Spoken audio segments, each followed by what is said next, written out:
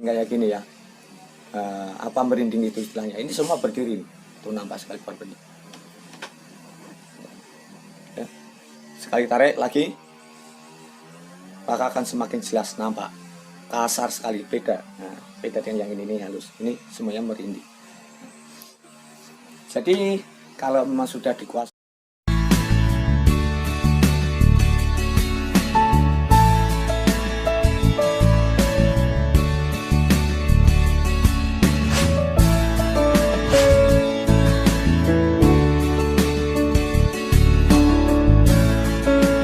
Assalamualaikum warahmatullahi wabarakatuh. Salam persaudaraan. Semoga kita semua dalam keadaan sehat walafiat tanpa kurang suatu apapun. Pada kesempatan kali ini saya akan menyampaikan, karena banyak yang minta bagaimana sih cara mengolah ataupun membangkitkan indera keenam. Indera keenam itu sendiri biasa kita sebut juga dengan mata batin.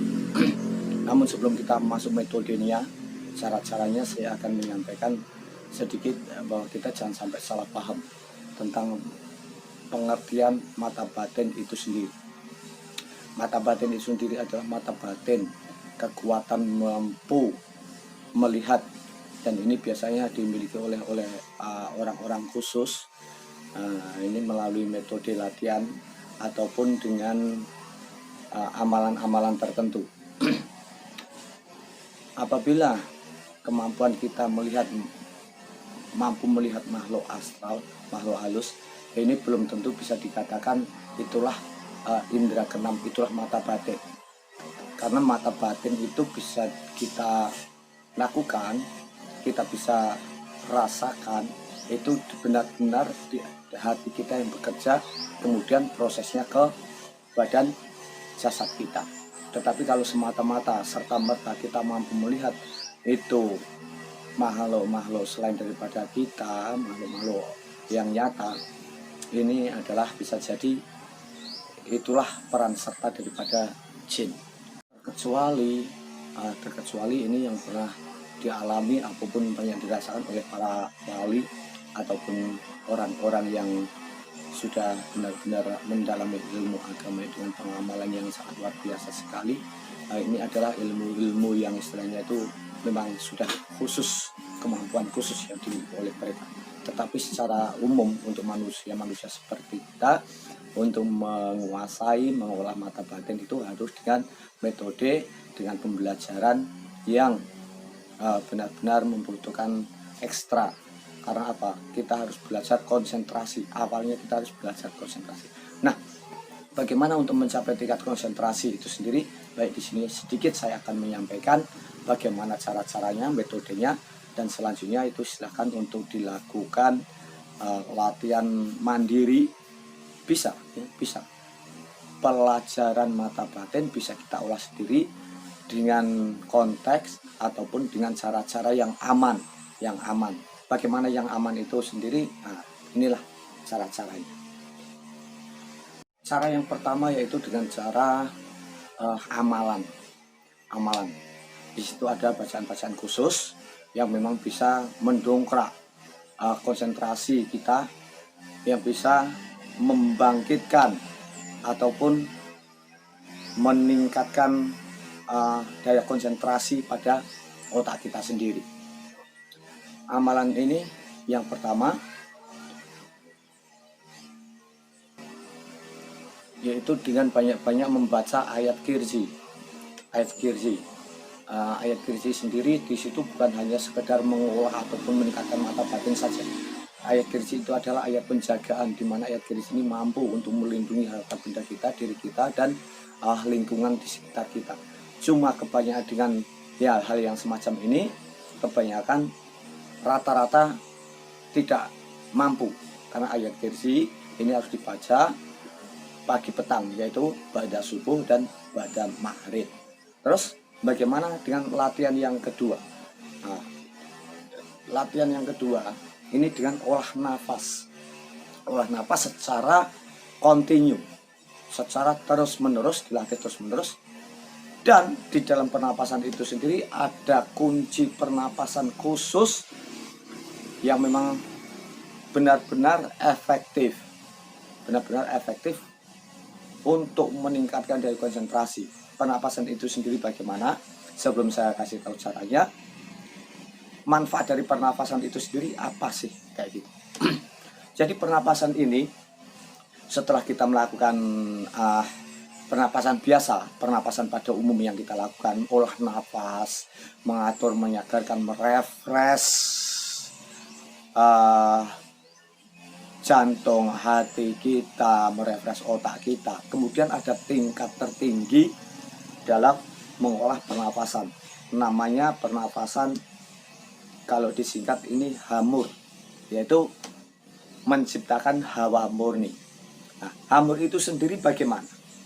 Kenapa bisa menciptakan ataupun merefresh otak, menyegarkan seluruh tubuh kita sendiri? Karena di dalam hamur ini ada suatu hal yang istimewa.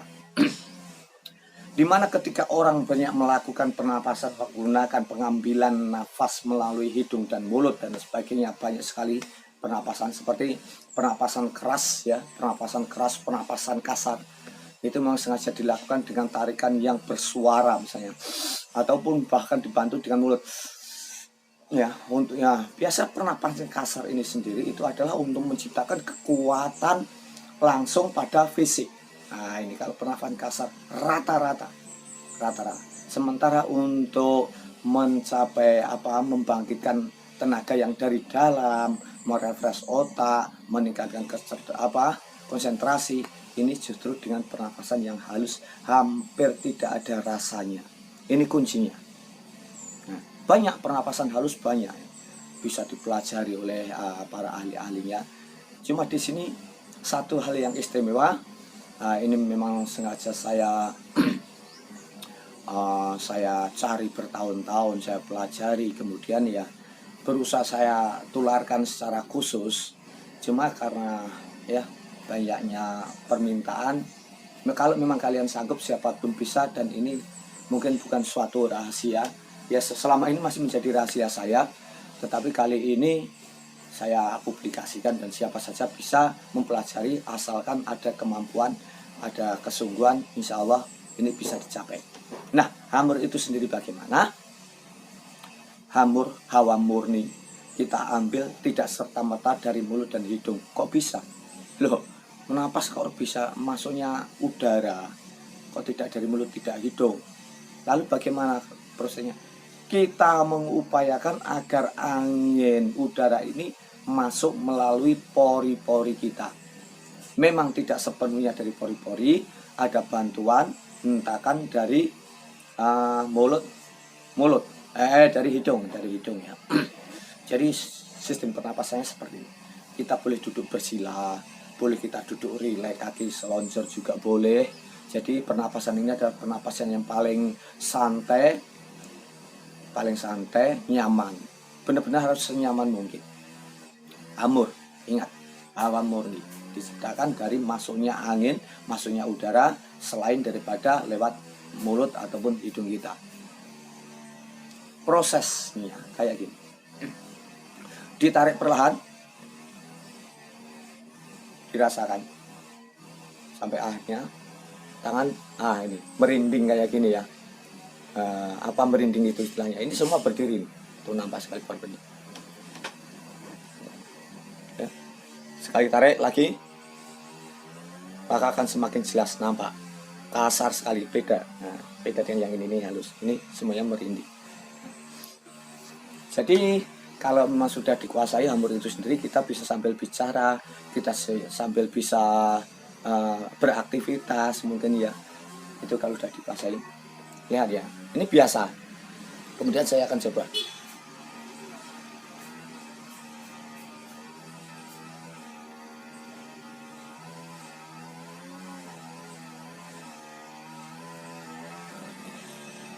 Nah, sekarang udah muncul tuh, ada bintik-bintiknya. Nah, itu latihannya gimana? Latihannya seperti ini. Napasnya kita tidak tarik sepenuhnya, bukan. Tetapi dengan perlahan, dengan ayunan. Kalau secara kasar saya tunjukkan kayak gini loh.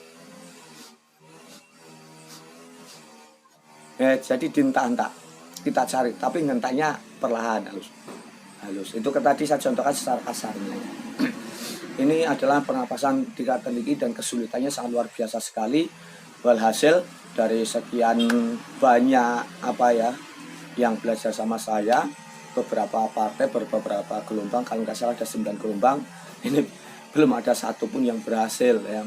Mungkin karena memang ya istilahnya belum fokus banget karena mereka masih latihan secara bersama-sama.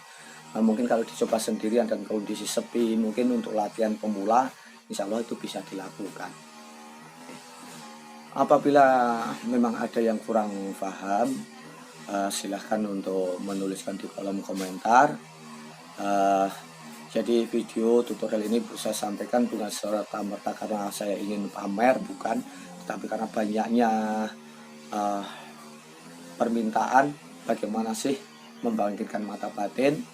Jadi mata batin itu adalah indera keenam yang sebenarnya kalau kita mampu melihat hal-hal yang gaib secara langsung dengan mata, itu adalah kemampuan mata kita yang ada ikut serta peran sertanya jin.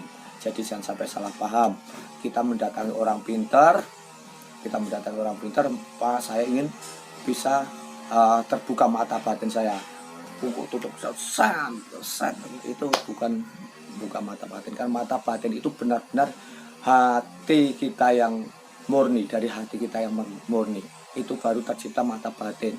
Makanya orang-orang yang mempunyai mata batin, mempunyai indera keenam, ini sangat jarang sekali. Baik ya, sampai di sini mungkin yang bisa saya sampaikan. Ada kesalahannya, saya mohon maaf yang sebesar-besarnya.